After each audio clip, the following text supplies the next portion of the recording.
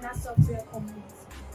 Okay, and it's an initiative under the community where we empower ladies to become active contributors of the Python open source community. So I'm sure you all know of Python.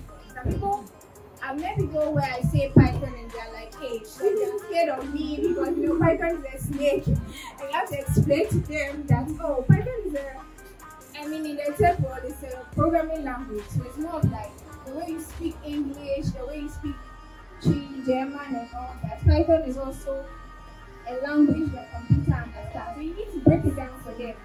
Because Python is like a scary animal. We all know what to do with Python in our life. Yeah, so this is just a reminder of who this community is. So we belong to a bigger community. That's the Python Ghana software community. I see a few faces here that were at the Python conference, the Ghana conference, which happened in October.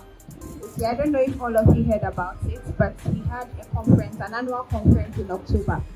So that's where all the community groups came together to have the event. So yeah, I would encourage you all and then treat you all to have fun. This is not going to be a technical event.